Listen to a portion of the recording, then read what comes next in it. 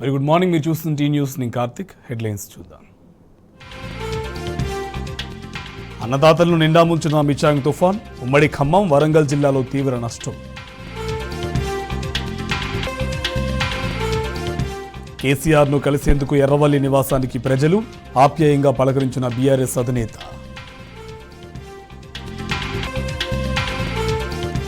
కాంగ్రెస్ హామీల అమలు కోసం ఒత్తిడి తెస్తాం, తెలంగాణ ప్రజల గొంతుకై పనిచేస్తామన్న కేటీఆర్. సింగరేణి ఎన్నికల్లో యువ నాయకత్వానికి అవకాశం, టీబీజీకేఎస్ను భారీ మెజార్టీతో గెలిపించాలని కవిత పిలుపు. రాష్ట్రంలో ఇవాళ కొలువుదీరనున్న కొత్త ప్రభుత్వం, ప్రమాణ స్వీకారం కోసం ముస్తాబైన ఎల్బీ స్టేడియం. అమెరికాలోని నేవడా యూనివర్సిటీలో కాల్పులు, 4 మృతి, మరో 4 గాయాలు.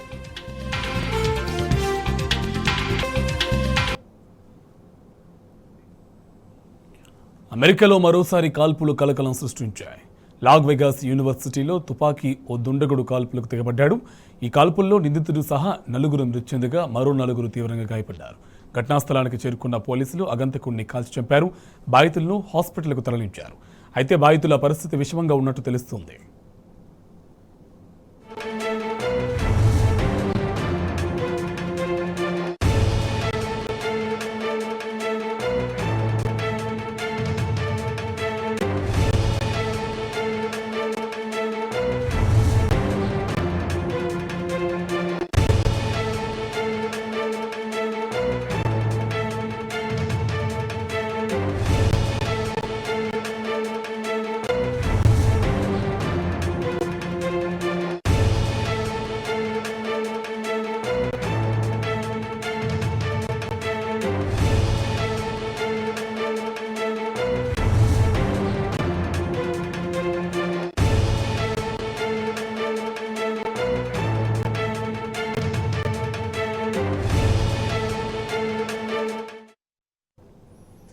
రాష్ట్ర వ్యాప్తంగా చలి తీవ్రంగా పెరిగింది.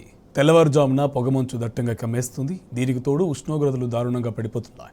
పలు ప్రాంతాల్లో చల్లని గాలులు వీస్తుండడంతో ఉదయం 9 దాటిన ఇంట్లో నుంచి బయటికి రావాలంటేనే ప్రజలు భయపడిపోతున్నారు. దీంతో చలి మంటలు కాచుకుంటూ ఉపశమనం పొందుతున్నారు. చిన్నపిల్లలు, వృద్ధులు సీజనల్ వ్యాధుల బారిన పడుతున్నారు. ఏజెన్సీ ప్రాంతాల్లో చలి తీవ్రత మరింత ఎక్కువగా ఉందని వాతావరణ శాఖ అధికారులు తెలిపారు.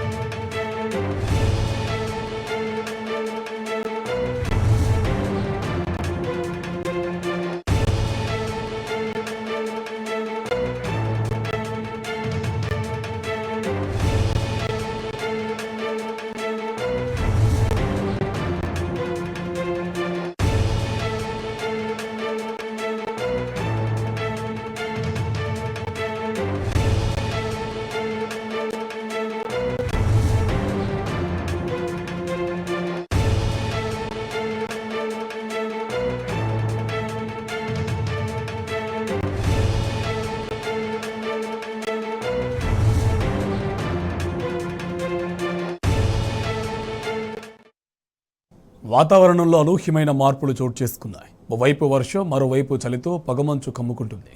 దీనికి తోడు ఉష్ణోగ్రతలు రోజురోజుకు పడిపోతున్నాయి. పలు ప్రాంతాల్లో చల్లని గాలులు వీస్తుండడంతో ఇంట్లో నుంచి బయటికి రావాలంటేనే ప్రజలు భయపడిపోతున్నారు. కొండ ప్రాంతాలు, జాతీయ రహదారులపై గ్రామాలు, వాగులను పొగమంచు కమ్మేయడంతో చలి మరింత పెరిగిపోతుంది. ఏజెన్సీ ప్రాంతంలో గత 3 రోజులుగా ఉష్ణోగ్రతలు కనిష్ట స్థాయికి పడిపోతున్నాయి. ఈశాన్య, తూర్పు దిక్కుల నుండి వీస్తున్న గాలులతోనే చలి తీవ్రత పెరిగినట్టు వాతావరణ శాఖ అధికారులు తెలిపారు. ఇదే అంశంకి సంబంధించి మరింత సమాచారం మా కరెస్పాండెంట్ వంశీ మనకు ఫోన్ లైన్ అందిస్తారు. Vamsi, good morning. అప్డేట్స్ ఏంటి? Karthik, good morning. తెలంగాణ వ్యాప్తంగా కూడా చలి తీవ్రత భారీగా పెరిగిందని కూడా చెప్పచ్చు. అనూహ్యమైనటువంటి మార్పులు వాతావరణంలో చోటు చేసుకున్నటువంటి పరిస్థితి కూడా మనకు కనపడతా ఉంది. ఓ పక్క దట్టమైనటువంటి పొగమంచు, మరో పక్క ఏదైతే తేలికపాటి నుంచి మోస్తరు వర్షాలు అనేవి రాష్ట్రంలో పడుతున్నటువంటి పరిస్థితి కూడా మనకు కనపడతా ఉంది. అటు ఏదైతే మిచాంగ్ తుఫాన్ ప్రభావం కావచ్చు, దాంతో పాటుగా ఈశాన్య దిక్కు నుంచి వీసినటువంటి గాలుల ప్రభావంతో కూడా ఉష్ణోగ్రతలు కనిష్ట స్థాయిలో నమోదవుతున్నటువంటి పరిస్థితి కూడా మనకు కనపడతా ఉంది. ఏదైతే పలు ప్రాంతాల్లో చల్లని గాలులు వీస్తుండటంతో కూడా ఉదయం 9 దాటినా కూడా ఇంట్లో నుంచి బయటకి రావాలంటేనే ప్రజలు భయపడిపోతున్నటువంటి పరిస్థితి మనకు కనపడతా ఉంది. దాంతో పాటుగా వాహనదారులు కావచ్చు, దాంతో పాటుగా ప్రయాణం చేసేటువంటి వారు కూడా ఇబ్బంది పడుతున్నటువంటి పరిస్థితి కూడా మనకు చాలా స్పష్టంగా కనపడతా ఉంది. ఇలాంటి సమయంలో వైరల్ ఫీవర్స్ కావచ్చు, ఆస్మా, సిఓపిడి లాంటి జబ్బులు ఉన్నటువంటి వారు కూడా తీవ్రమైనటువంటి ఇబ్బందులు పడే అవకాశం ఉన్నట్టు కూడా వాతావరణ కేంద్రం చెప్తున్నటువంటి పరిస్థితి కూడా మనకు కనపడతా ఉంది. ఇలాంటి సందర్భంలో తగిన జాగ్రత్తలు తీసుకోవాల్సిన అవసరం ఎంత ఉందని కూడా మనం చెప్పుకోవచ్చు. ప్రధానంగా చలిగాలుల తీవ్రత అనేది ఈశాన్య వైపు నుంచి వీచులతో కూడా రాష్ట్ర వ్యాప్తంగా కూడా ఒక కనిష్ట స్థాయిలో ఉష్ణోగ్రతలు సాధారణం కంటే కూడా 5 నుంచి 6 డిగ్రీల మేర తక్కువగా ఉష్ణోగ్రతలు నమోదవుతున్నటువంటి పరిస్థితి కూడా మనకు కనపడతా ఉంది. ఇలాంటి సందర్భంలో తగిన జాగ్రత్తలు తీసుకున్నటువంటి అవసరం ఎంత ఉందని కూడా అటు వైద్యులు సూచించినటువంటి పరిస్థితి కూడా మనకు కనపడతా ఉంది. మరో 2 నుంచి 3 రోజుల పాటు ఇలాంటిమైనటువంటి వాతావరణమే కొనసాగే అవకాశం ఉన్నట్టు కూడా వాతావరణ శాఖ అధికారులు చెప్తున్నటువంటి పరిస్థితి కూడా మనకు కనపడతా ఉంది. Karthik. Right, thank you Vamsi.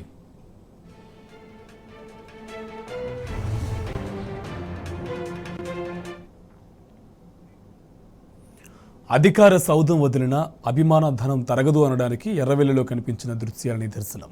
రాజు ఎక్కడున్నా రాజే అన్నట్లు బీఆర్ఎస్ అధినేత కేసీఆర్ను చూసేందుకు ప్రత్యేక బస్సుల్లో ప్రజలు వేల సంఖ్యలో తరలివచ్చారు. కేసీఆర్ ఇంటి గేటు తీయగానే గేట్లెత్తిన నదిలా జనం పరుగు తీశారు. ఉద్వేగం కట్టలు తెంచుకుంటూ ప్రియ నేతను చూసి ఆనందోత్సాహానికి గురయ్యారు.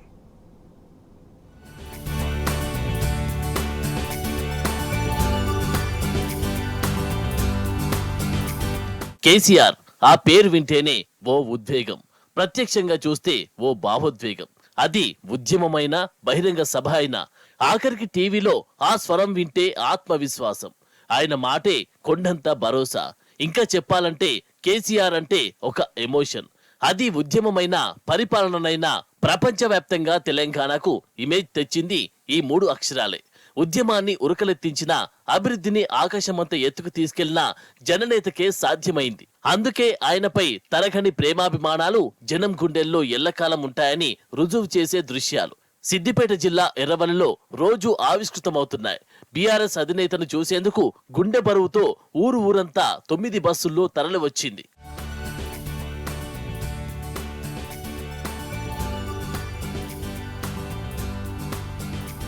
ప్రజాశ్రేయస్సే శ్వాసగా పాలన సాగించిన పాలన దక్షకుడు కేసీఆర్.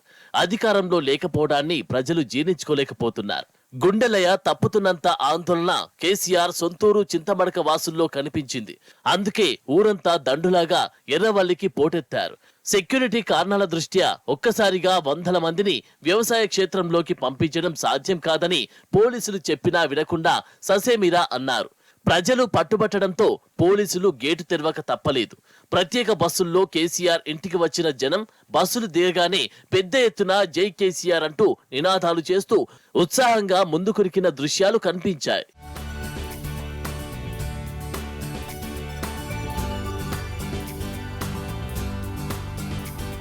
అధికారం శాశ్వతం కాదు, అభిమానం ఎక్కడున్నా ఆగదు. కేసీఆర్ ఈ 3 అక్షరాలు తెలంగాణకు కొండంత ధైర్యం. ఆయన 2 రోజులు కనపడకపోతే బెంగటిల్లే జనం లక్షల్లో ఉన్నారు. ఫలితాల తర్వాత నిరాడంబరంగా ప్రగతి భవన్ ను వదిలి ఎర్రవల్లి ఇంటికి వెళ్లిపోయారు కేసీఆర్. తండ్రి కానరాక బిడ్డ బెంగటిల్లినట్టు, తల్లి కోసం పసిపాప గుక్కపట్టినట్టుగా ఉంది ఆయన సొంతూరు చింతమడక పరిస్థితి. ప్రజానేత కేసీఆర్ ను చూడగానే దండాలయ్యా, నువ్వే ఉండాలయ్యా అంటూ గుండెల్లో గూడు కట్టుకున్న అభిమానాన్ని చాటుకున్నారు చింతమడక ప్రజలు. తన కోసం వచ్చిన ప్రజలకు అధినేత కేసీఆర్ అభివాదం చేశారు. గ్రామస్తులను ఆప్యాయంగా పలకరించారు. అలాగే 3 రోజులుగా ఎర్రవల్లిలో ఉన్న అధినేత నివాసానికి పార్టీ నేతలు, ప్రజలు, వివిధ రంగాల ప్రముఖులు చేరుకుంటున్నారు. జననేతలు కలిసి భావోద్వేగానికి గురవుతున్నారు.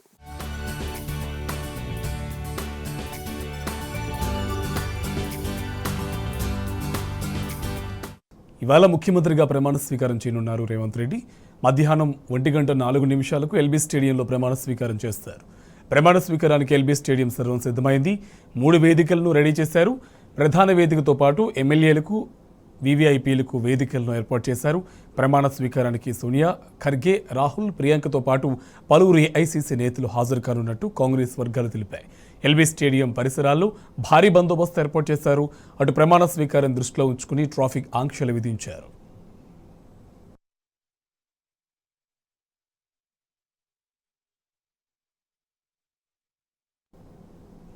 రాజకీయంలో ఉద్దండులుగా ఆ జిల్లా కాంగ్రెస్ నేతలు పేరుగాంచారు. గెలిస్తే నేనే ముఖ్యమంత్రిని అంటూ ప్రచారం చేసుకున్నారు. ఇప్పుడే కాదు, గతంలోనూ జిల్లా నుంచి అత్యధిక స్థానాలను హస్తం పార్టీకి అందించారు. కానీ చివరికి నల్గొండ జిల్లా నేతలందరూ సీఎం కుర్చీకి నోచుకోక చతికిలిపడ్డారు.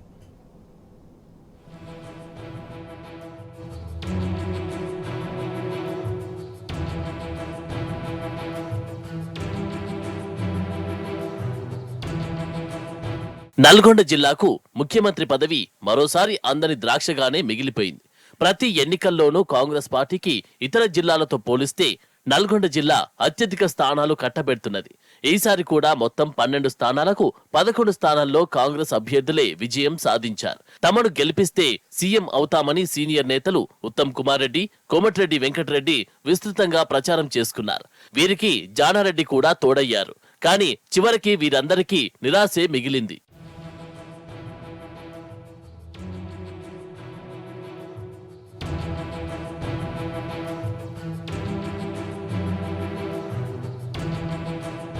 నల్గొండ జిల్లాకు చెందిన కె జానారెడ్డి, పిసిసి మాజీ అధ్యక్షుడు ఉత్తమ్ కుమార్ రెడ్డి, మాజీ మంత్రి కోమటిరెడ్డి వెంకటరెడ్డి కాంగ్రెస్ పార్టీలో కీలక నేతలుగా గుర్తింపు పొందారు. ప్రస్తుత ఎన్నికల్లో జానారెడ్డి పోటీ చేయలేదు. ఉత్తమ్ ఎమ్మెల్యేగా 6సారి, వెంకటరెడ్డి 5సారి గెలుపొందారు. ఈసారి గెలిస్తే తమకు సీఎం అయ్యే ఛాన్స్ ఉందని ఎన్నికల ప్రచారంలో వీరిద్దరూ అనేకసార్లు చెప్పుకున్నారు. దీంతో క్యాడర్ కూడా మరింత ఉత్సాహంగా పనిచేసింది. జానారెడ్డి కూడా ఒక సందర్భంలో తనకు కూడా సీఎం అయ్యే అవకాశం లేకపోలేదని చెప్పారు. పదవులు తననే వెతుక్కుంటూ వస్తాయని, అలాంటి సందర్భమే వస్తే నాగార్జున సాగర్ నుంచి బరిలో ఉన్న తన కుమారుడు జైవీర్ రెడ్డి రాజీనామా చేస్తారని, తాను పోటీ చేసి సీఎం అవుతానంటూ కలల దృశ్యాన్ని ఆవిష్కరించారు. వీరితో పాటు కోమటిరెడ్డి రాజగోపాల్ రెడ్డి కూడా తనను గెలిపిస్తే కీలక స్థానంలో ఉంటానని ప్రచారం చేసుకున్నారు. కానీ వీరెవ్వరూ సీఎం రేసులో నిలబడలేకపోయారు.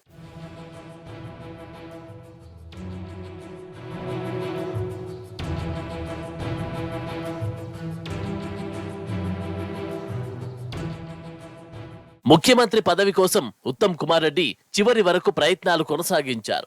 6 సార్లు ఎమ్మెల్యేగా, 1సారి ఎంపీగా, మంత్రిగా, పిసిసి అధ్యక్షుడిగా పనిచేసిన తనకు సీఎం అయ్యేందుకు అన్ని అర్హతలు ఉన్నాయంటూ అధిష్టానం వద్ద వాదించారు. తనతో పోలిస్తే రేవంత్ రెడ్డికి పాలనాపరమైన అనుభవం లేదని, తొందరపాటు వ్యాఖ్యలతో నష్టం జరుగుతుందని వివరించారు. మల్లు బట్టి విక్రమార్కతో కలిసి చివరి వరకు ప్రయత్నం చేసిన అధిష్టానం రేవంత్ రెడ్డి వైపే మొగ్గు చూపింది.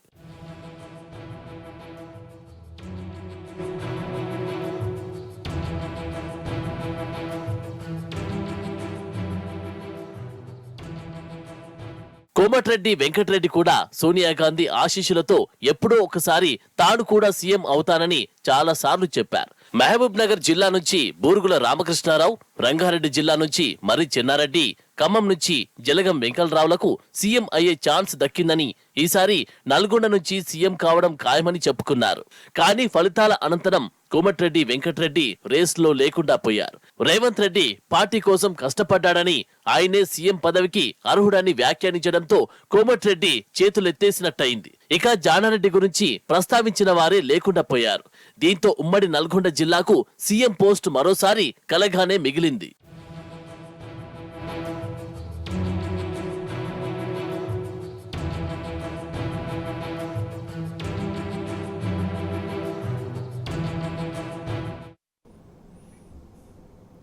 తుఫాను ప్రభావంతో ఉమ్మడి ఖమ్మం జిల్లా వ్యాప్తంగా భారీ వర్షం కురిసింది. సోమవారం సాయంత్రం మొదలైన వాన మంగళవారం తగ్గుముఖం పట్టిన బుధవారం మధ్యాహ్నం వరకు పెరిగింది. రాత్రి పొద్దుపోయే వరకు జిల్లా వ్యాప్తంగా భారీగా వర్షం కురుస్తూనే ఉంది. దీంతో వరి, పత్తి పంటలకు నష్టం వాటిల్లగా కళ్ళాల్లో ఆరబోసిన ధాన్యం తడవడంతో రైతులు కాపాడుకోవడానికి నానా తిప్పలు పడుతున్నారు. కొన్ని చోట్ల రహదారులపై చెట్లు విరిగిపడడంతో రాకపోకలకు అంతరాయం ఏర్పడింది.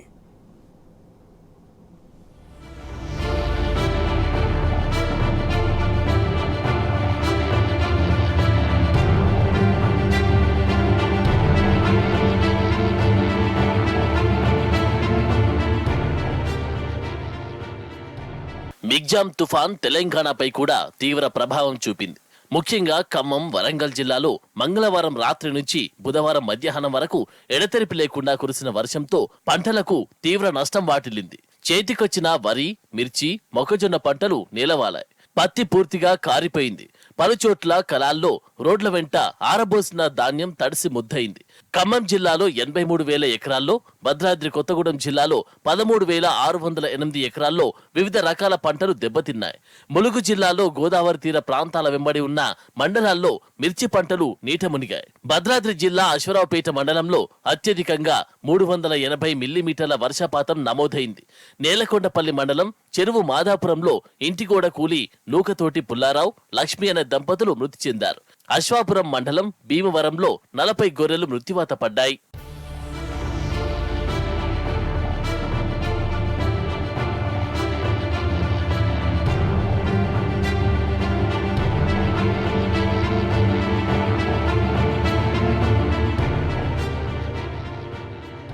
తుఫాను కారణంగా భద్రాద్రి కొత్తగూడెం జిల్లా వ్యాప్తంగా జోరు వాన కురుస్తోంది.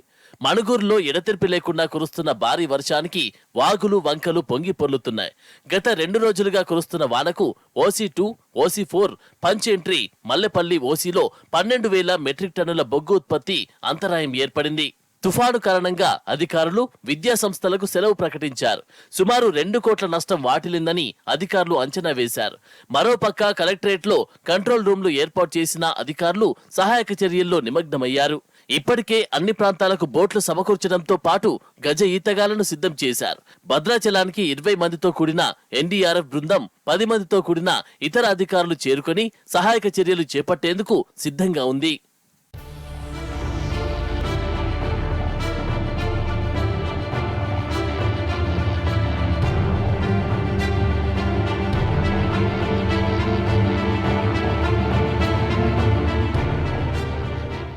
మిచంగ్ తుఫాన్ బీభత్సానికి తమిళనాడు చిగురుటాకులా వణికిపోయింది. కుండపోత వర్షాలకు చెన్నై సహా పలు జిల్లాలు ఇంకా జలదిగ్బంధంలోనే ఉన్నాయి. వర్షం తగ్గినా వరద ఉధృతి తగ్గపోవడంతో లోతట్టు ప్రాంతాల ప్రజలు తీవ్ర ఇబ్బందులు పడుతున్నారు. నదుల్లా ప్రవహిస్తున్న కాలువలు, చెరువుల్లా మారిన వీధులతో నరకం చూస్తున్నారు. జల ప్రళయం ధాటికి చెట్లు, విద్యుత్ స్తంభాలు నేలకూలడంతో అనేక ప్రాంతాలు అంధకారంలో మగ్గుతున్నాయి. వరద ప్రభావిత ప్రాంతాల్లో పర్యటిస్తున్న సీఎం స్టాలిన్ బాధితులను అన్ని విధాలా ఆదుకుంటామన్నారు.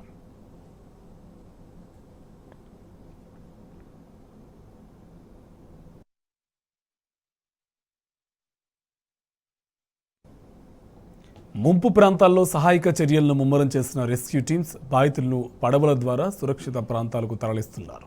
చెన్నైలో యుద్ధ ప్రాతిపదికన పునరావాస చర్యలు చేపట్టారు నగరపాలక సంస్థ సిబ్బంది. పడవలపైనే ఆహార పదార్థాలను తరలించి ఇళ్లలో చిక్కుకున్న వారికి అందిస్తున్నారు. రెస్క్యూ ఆపరేషన్ల కోసం ఒక్క చెన్నైలోని 400 పడవలను అందుబాటులో ఉంచడం పరిస్థితి తీవ్రతకు అద్దం పడుతుంది.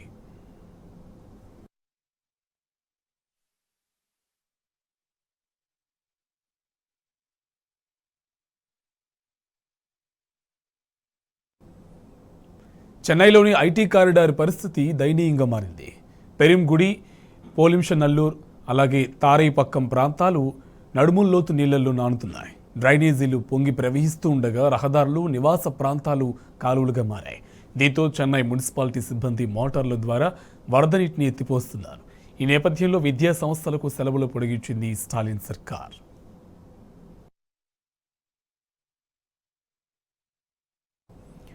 మన దేశంలో తరచూ వరదలు సంభవించడానికి కారణాలేంటి?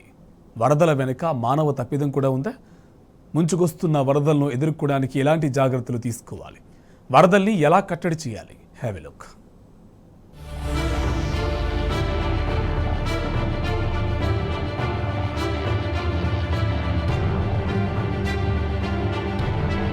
మిచాంగ్ తమిళనాడుతో పాటు ఏపీని కూడా వణికిస్తోంది. మిచాంగ్ తుఫాను సృష్టించిన బీభత్సంతో తమిళనాడు ఇంకా వరద గుప్పిట్లోనే ఉంది. వర్షాలు, వరదల తాకిడికి తమిళనాడులో 17 మంది మృతి చెందగా పలువురు గల్లంతయ్యారు. చెన్నైతో పాటు పలు జిల్లాలు వరద నీటిలో తేలియాడుతున్నాయి. జనజీవనం అస్తవ్యస్తంగా మారింది. నదుల్లా ప్రవహిస్తున్న కాలువలు, చెరువుల్లా మారిన వీధులతో ప్రజలు ఇబ్బందులు పడుతున్నారు. తుఫాను బీభత్సంపై ఎప్పటికప్పుడు సమీక్ష నిర్వహిస్తున్న సీఎం స్టాలిన్ పునరావాస శిబిరాలను పరిశీలించారు. బాధితులను పరామర్శించి వారి అవసరాలు తీర్చాలని అధికారులను ఆదేశించారు.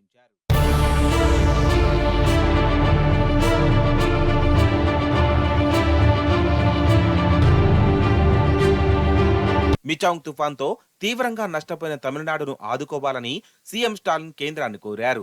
రిలీఫ్ ఫండ్ కింద తక్షణమే 5,000 కోట్లు ఇవ్వాలని ప్రధాని మోదీకి లేఖ రాశారు. సైక్లోన్ వల్ల అతి భారీ నష్టం జరిగిందని, ఆ నష్టాన్ని అంచనా వేసేందుకు కేంద్ర బృందాన్ని పంపాలని కోరారు. కాగా తమిళనాడును జల విలయంలో ముంచేసిన మిచాంగ్ తుఫాన్ ఇటు ఏపీలోనూ బీభత్సం సృష్టించింది. శ్రీకాకుళం, విజయనగరం, విశాఖపట్నం, కాకినాడ, రాజమహేంద్రవరం, భీమవరం, ఏలూరు, విజయవాడ, మచిలీపట్నం, గుంటూరు, ఒంగోలు, నెల్లూరు, తిరుపతి ప్రాంతాల్లో అతి భారీ వర్షాలు కురుస్తున్నాయి. భారీ వర్షాలతో పంట పొలాల్లోకి వరద నీరు చేరింది. దీంతో పంటలు తీవ్రంగా దెబ్బతిన్నాయి. తుఫాన్ ప్రభావంతో తమిళనాడు, ఏపీతో పాటు దక్షిణ ఛత్తీస్గఢ్, ఒడిశా, తెలంగాణలోనూ భారీ వర్షాలు కురుస్తున్నాయి. రానున్న 24 గంటల్లో పలు ప్రాంతాల్లో భారీ నుంచి అతి భారీ వర్షాలు కురిసే అవకాశం ఉందని ఐఎండీ తెలిపింది. ఆయా రాష్ట్రాలను అప్రమత్తం చేసింది.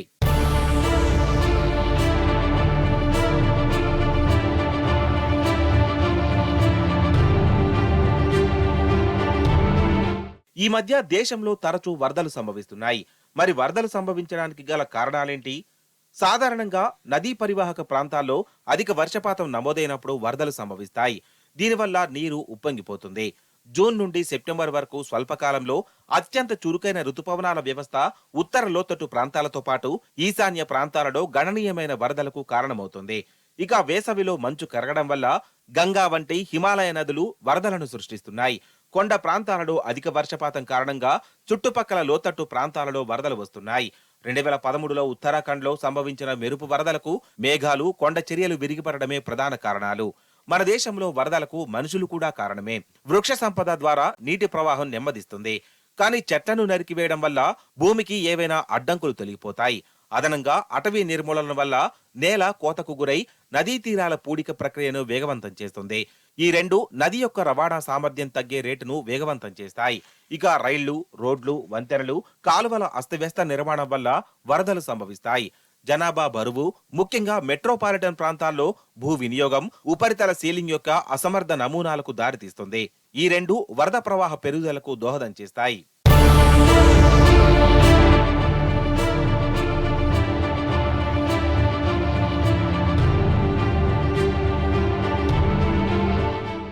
మన దేశంలో వరదల వల్ల తీవ్ర నష్టం సంభవిస్తోంది. 2018లో కేరళలో సంభవించిన వరదలు 445 మందిని బలి తీసుకున్నాయి. 2013లో ఉత్తరాఖండ్ వరదల్లో 5,000 మందికి పైగా ప్రాణాలు కోల్పోయారు. ఈ ఏడాది సిక్కింను కూడా వరదలు అతలాకుతలం చేశాయి. ఏడాది భారీ వర్షపాతం కారణంగా ఉత్తర భారతంలోని హిమాచల్ ప్రదేశ్, పంజాబ్, చండీగఢ్, ఉత్తరాఖండ్, జమ్మూ కాశ్మీర్, హర్యానా, రాజస్థాన్, ఢిల్లీ ప్రాంతాల్లో వరదలు సంభవించాయి. జూలైలో వచ్చిన వరదల్లో హిమాచల్ ప్రదేశ్, ఉత్తరప్రదేశ్, ఢిల్లీ రాష్ట్రాల్లో 100కు పైగా మరణించారు. వేలాది మంది సహాయక శిబిరాల్లో ఇబ్బందులు పడ్డారు. ఆగస్టులో కూడా భారీ వర్షాలకు హిమాచల్ ప్రదేశ్, ఉత్తరాఖండ్లో 100 మంది వరకు మృతి చెందారు. అలా పదే పదే వరదలు రావడం వల్ల వ్యవసాయ పొలాలు నీట మునిగి తీవ్ర పంట నష్టం కలుగుతోంది. రోడ్లు, వంతెనలు, రైళ్లతో సహా మౌలిక సదుపాయాలకు వరదలు విస్తృతమైన నష్టాన్ని కలిగిస్తున్నాయి. విద్యుత్ ఉత్పత్తి, పంపిణీకి అవసరమైన మౌలిక సదుపాయాలు దెబ్బతింటున్నాయి. పారిశుద్ధ్య లోపం, పశువులు చనిపోవడం, మురికి నీరు వల్ల అనేక ఆరోగ్య సమస్యలు తలెత్తుతున్నాయి. వరదల ఫలితంగా మలేరియా, డయేరియా, ఇతర వ్యాధులు వ్యాప్తి చెందుతున్నాయి. మౌలిక సదుపాయాలకు నష్టం వాటిల్లడం, వాటి పునర్నిర్మాణ వ్యయం రెండు ఆర్థిక వ్యవస్థపై ప్రతికూల ప్రభావాన్ని చూపుతున్నాయి.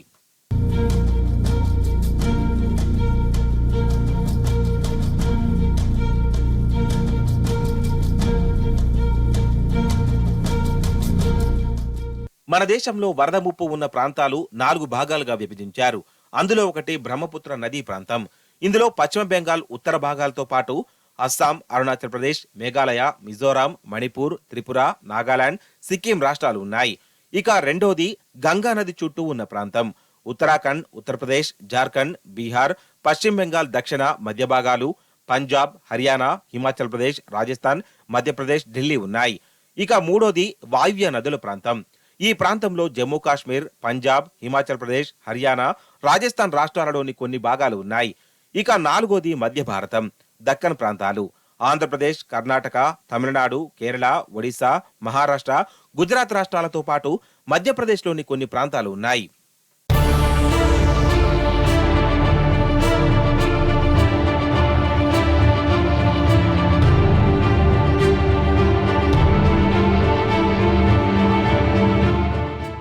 భారతదేశంలో దాదాపు ప్రతి సంవత్సరం పలు రాష్ట్రాలు వరదల బారిన పడుతున్నాయి.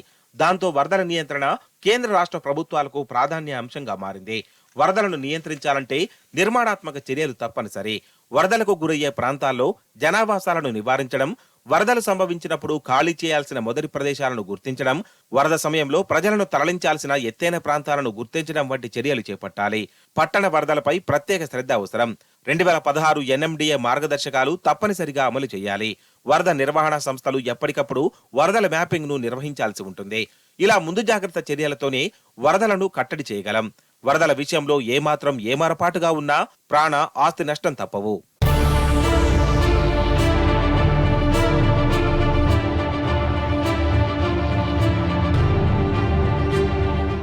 వాతావరణం ఎప్పుడు ఎలా మారుతుందో చెప్పలేం. క్షణక్షణానికి మారుతుండే వెదర్తో ఉండే ఇబ్బందులు అన్నీ ఇన్ని కావు. అయితే అలాంటి ఇబ్బందులను తొలగిస్తున్నాయి వెదర్ యాప్లు. వాతావరణ పరిస్థితులను అంచనా వేస్తూ ప్రజలను ముందే హెచ్చరిస్తున్నాయి. నోటిఫికేషన్ ద్వారా ఆయా ప్రాంతాల్లోని పరిస్థితులను స్థానికులకు అందిస్తున్నాయి. భారీ వర్షాలు, తుఫాన్లు, తీవ్రమైన వడగాల్పుల వంటి హెచ్చరికలతో ప్రజలను అప్రమత్తం చేస్తున్నాయి.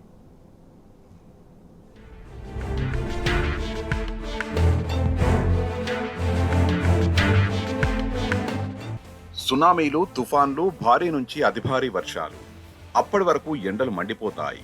అంతలోని వర్షాలు ముంచెత్తుతాయి. క్షణక్షణానికి మారుతూ ఎప్పుడు ఎలాంటి విపత్తులు సంభవిస్తాయో తెలియని వాతావరణం ఇప్పుడు మానవాళికి పెను సవాల్గా మారింది. మరి ఈ విపత్తులను ఎదుర్కోవడం ఎలా? వాతావరణం ఎప్పుడు ఎలా మారుతుందో తెలుసుకోవడం సాధ్యమేనా? తెలుసుకోవడం అంటే ఏదో ఒక అంచనా వేయడమా? ఖచ్చితంగా అంచనా వేయలేమా? వేయవచ్చు. ఇప్పుడు ఇదే విషయాన్ని నిరూపిస్తున్నాయి అనేక యాప్లు. టెక్నాలజీని వాడుకుంటూ వెదర్ని పర్ఫెక్ట్గా అంచనా వేస్తున్నాయి.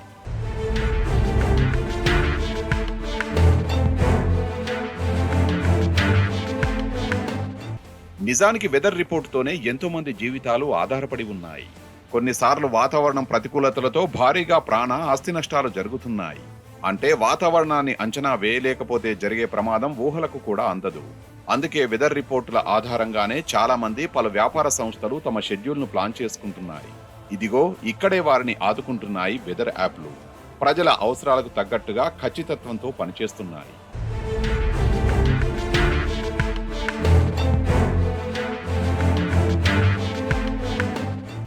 వెదర్ యాప్లు గతంలో కంటే ఎంతో మెరుగ్గా పనిచేస్తున్నాయి.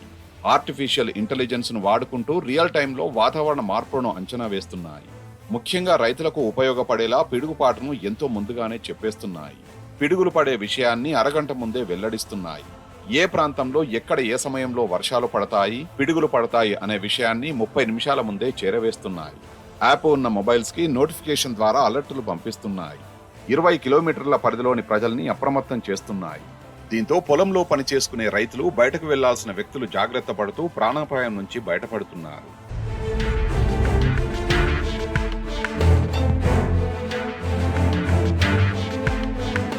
విపత్తుల కోసమే కాకుండా వ్యాపార విస్తరణకు కూడా వెదర్ యాప్లు ఉపయోగపడుతున్నాయి. విదేశాల్లోని అనేక ప్రాంతాల్లో వింటర్లో -డిగ్రీల ఉష్ణోగ్రత నమోదు కావడం కామన్. మంచుతో గడ్డకట్టుకునే ఈ పరిస్థితుల నుంచి బయటపడాలంటే ప్రజలకు గ్యాస్ ఎంతో అవసరం పడుతుంది. ఈ అవసరాన్ని గుర్తించిన కొన్ని కంపెనీలు తమ వ్యాపారాలను అభివృద్ధి చేసుకునేందుకు వెదర్ యాప్లను ఆశ్రయించాయి. వెదర్ యాప్ల సాయంతో ఏ ప్రాంతాల్లో ఎలాంటి వాతావరణం ఉంటుందో ముందుగానే తెలుసుకొని ఆయా ప్రాంతాలకు గ్యాస్ సరఫరా చేస్తున్నాయి. అంటే డిమాండ్కు తగ్గట్లుగా సరఫరా చేసేందుకు, ఆ మేరకు సిద్ధమయ్యేందుకు ఈ యాప్లను వినియోగిస్తున్నాయి.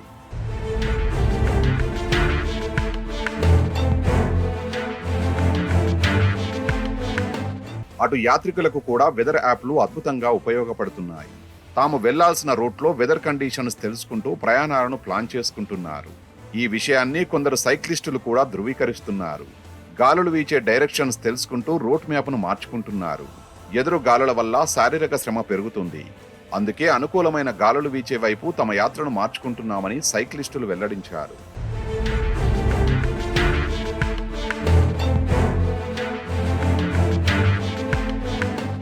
ప్రాణ నష్టం తగ్గించడంలోనే కాకుండా ఆస్తి నష్టం నివారణలోనూ వెదర్ యాప్లు ఉపయోగపడుతున్నాయి. భారీ, అతి భారీ వర్షాలు కురిసే అవకాశం ఉంటే ముందే హెచ్చరిస్తున్నాయి. దీంతో ప్రజలు వారికి అవసరమైన వస్తువుల్ని జాగ్రత్తగా ఇతర ప్లేస్లకు తరలిస్తున్నారు. వరదలు వచ్చినా తమకు, తమ ఇంపార్టెంట్ వస్తువులకు ఎలాంటి నష్టం వాటిల్లకుండా జాగ్రత్త పడుతున్నారు. సముద్ర తీర ప్రాంత ప్రజలకైతే వెదర్ రిపోర్టే అత్యంత కీలకం. నిత్యం చేపల వేటకు వెళ్లే మత్స్యకారులు స్థానికులను అప్రమత్తం చేస్తుంటాయి. తుఫాను వల్ల సముద్రాలు అల్లకల్లోలంగా మారుతుంటాయి. చేపల వేట కూడా ప్రమాదకరంగా మారుతుంది. దీన్ని గుర్తించేందుకు వెదర్ యాప్లు సహాయం చేస్తున్నాయి.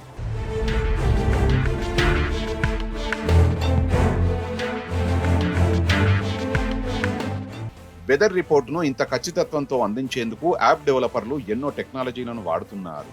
అయితే ఏఐ టెక్నాలజీ రాకతో వీరి పని మరింత ఈజీ అయింది. గతంలో కేవలం గ్రాఫిక్స్ తో మాత్రమే వెదర్ రిపోర్ట్ అందించే అవకాశం ఉండేది. తుఫాన్లు, భూకంపాల విషయంలో క్లారిటీ లేకపోయేది. వీటన్నింటినీ ఏఐతో అధిగమించారు యాప్ నిర్వాహకులు.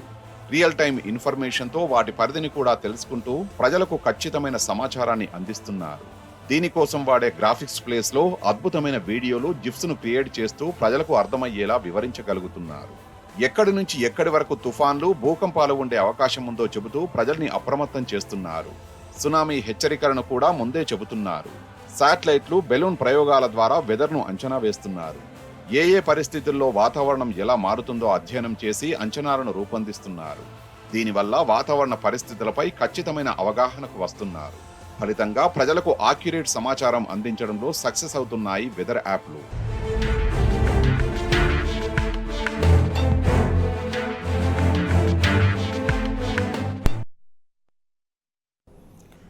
బీఆర్ఎస్ ప్రజల పక్షాన, ప్రజల గొంతుకై నిలబడుతుందన్నారు వర్కింగ్ ప్రెసిడెంట్ కేటీఆర్.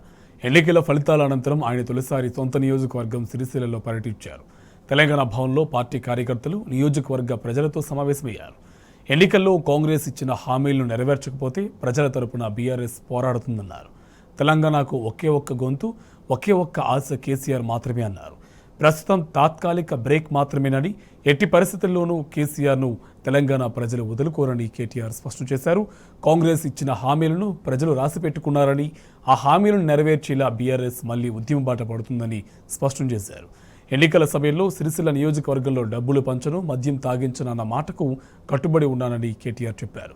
తన మాటకు విలువనిచ్చి ప్రజలు కూడా సహకారం అందించి గెలిపించినందుకు కృతజ్ఞతలు తెలిపారు. రాష్ట్రంలో ఎన్నో చోట్ల ఇంకా ఎన్నో రకాల అనుభవాలు ఎదురైనాయి, కానీ సిరిసిల్లలో మనం చూసిన అనుభవం అన్నింటికి భిన్నం. ఎవరు ఎన్ని రకాల ప్రలోభాలు పెట్టినా, ఎన్ని రకాల కుట్రలు చేసినా, వాళ్ళ సిరిసిల్ల ప్రజలు మాత్రం మళ్ళీ ఒక్కసారి అభివృద్ధికే పట్టం కట్టినందుకు, సంక్షేమానికి పట్టం కట్టినందుకు వారికి హృదయపూర్వకంగా నా ధన్యవాదాలు. మా నాయకులు, మా కార్యకర్తలు అందరూ కూడా మరి చాలా కష్టపడి గత 100 రోజులుగా పనిచేసిన ప్రతి ఒక్కరికి నా హృదయపూర్వకమైన అభినందనలు. గ్రామీణ స్థాయిలో ఉండే కార్యకర్తల నుంచి మొదలు పెడితే పట్టణంలో ఉండే కార్యకర్తల దాకా ప్రతి ఒక్కరూ నిర్విరామంగా గత 100 రోజులు పనిచేయడం వల్లనే ఇది సాధ్యమైంది. ఆనాడు టీఆర్ఎస్గా ఉన్నా, ఈరోజు బీఆర్ఎస్గా ఉన్నా, పోరాటాల నుంచే వచ్చిన పార్టీ కాబట్టి పోరాటం మాకు కొత్త కాదు, కొట్లాడటం మాకు కొత్త కాదు. తప్పకుండా ప్రజల పక్షాన ఇవాళ అవతల వైపు వాళ్ళు ఏవేవైతే హామీలు ఇచ్చినారో ఆ హామీలన్నీ కూడా నిలబెట్టే దిశగా, ఆ హామీలన్నీ కూడా వారు నిలబెట్టుకోకపోతే తర్వాత ప్రజల పక్షాన, ప్రజల గుర్తుకై తప్పకుండా మాట్లాడతాం. ఇప్పుడు మాత్రం ఒకటి వాస్తవం, ఇవాళ రాష్ట్రంలో మాకు కూడా గత 3 రోజులుగా ఫీడ్బ్యాక్ వస్తుంది. అయ్యో కేసీఆర్ గారు ముఖ్యమంత్రిగా లేరా, ఈ ప్రభుత్వం పోయిందా అనే మాట ఇవాళ కాంగ్రెస్ పార్టీ కోటేసిన ఓటర్లు కూడా చెప్తా ఉన్నారు. సరే జరిగింది ఏంది అనేది పక్కన పెడితే ఇది వాస్తవం. కాంగ్రెస్ పార్టీ కోటేసిన వాళ్ళు కూడా ఇవాళ మాకు చాలామంది మెసేజ్లు పంపుతూ ఉన్నారు, చాలామంది వీడియోలు పంపుతూ ఉన్నారు. అన్న ఇట్లా జరిగింది. నా విజ్ఞప్తి ఏమంటే ఇవన్నీ కూడా రాజకీయాల్లో, ముఖ్యంగా పవర్ పాలిటిక్స్లో అధికారం రావడం పోవడం చాలా కామన్. దీని గురించి బాధపడవలసిన అవసరం లేదు. నిరాశ ఉంటుంది, ఖచ్చితంగా ఉంటుంది. ఇక్కడ మనం ఆశించిన ఫలితం రాలేదు కాబట్టి నిరాశ ఉంటుంది, కానీ బాధ అవసరం లేదు. ఇక్కడ ప్రజలు మనకు కూడా 2 సార్లు అవకాశం ఇచ్చింది కాబట్టి దానికి బాధపడవలసిన అవసరం కానీ, భయపడవలసిన అవసరం కానీ అంతకంటే లేదు. వాళ్ళ 39 మంది ఎమ్మెల్యేలు ఇచ్చినారు ప్రజలు మాకు కూడా. కాబట్టి ప్రజల విశ్వాసాన్ని నిలబెట్టుకుంటూ మాకిచ్చిన కొత్త పాత్రలు, మేము గతంలో మాకు 2 సార్లు అవకాశం ఇచ్చినారు, అధికారం ఇచ్చినారు, దానికి ధన్యవాదాలు. దానికి వినమ్రంగా రుణపడి ఉంటాం, ఇప్పటికైనా రుణపడి ఉంటాం.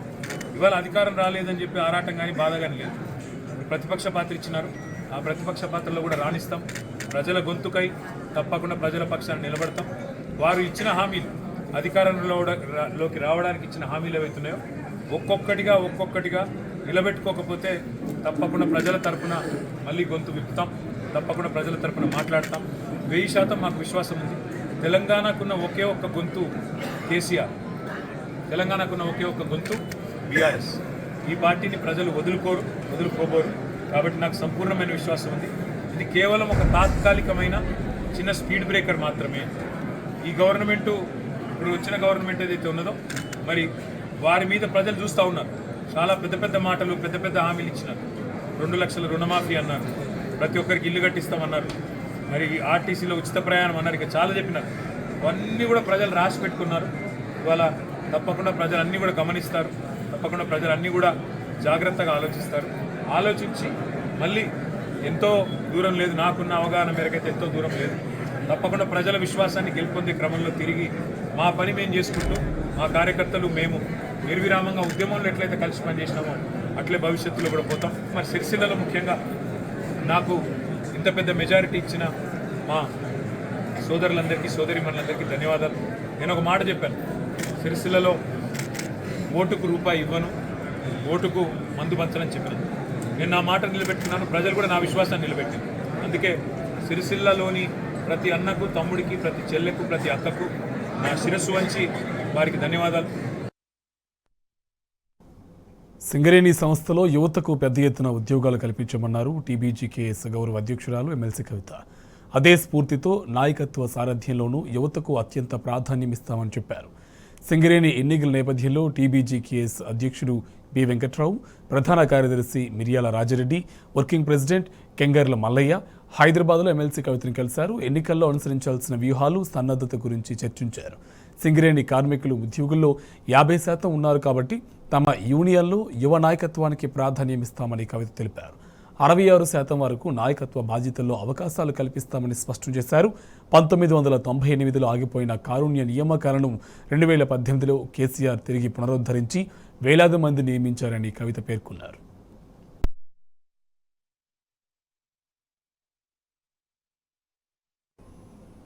రాజస్థాన్, మధ్యప్రదేశ్, ఛత్తీస్గఢ్ రాష్ట్రాల ముఖ్యమంత్రుల ఎంపిక కసరత్తును ముమ్మరం చేసింది బీజేపీ. సీఎంల రేసులో శివరాజ్ సింగ్ చౌహాన్, వసుంధరా రాజే, రమణ్ సింగ్లు ఉన్నారు. అయితే టార్గెట్ 2024 కోసం పక్క వ్యూహం సిద్ధం చేసుకున్న బీజేపీ ఈసారి 3 రాష్ట్రాల్లోనూ కొత్త వారిని సీఎంలుగా అవకాశం ఇవ్వనుంది. ఈ తరం ఆలోచనలకు తగ్గ వ్యక్తులకు పట్టం కట్టేందుకు ఏర్పాట్లు చేస్తుంది. కాగా తాజా అసెంబ్లీ ఎన్నికల్లో గెలిచిన 12 మంది బీజేపీ ఎంపీలు తమ పదవులకు రాజీనామా చేశారు. రాజీనామా చేసిన ఎంపీలు కేంద్ర మంత్రులకు సీఎం, రాష్ట్ర మంత్రుల పదవులు ఇస్తారని సమాచారం.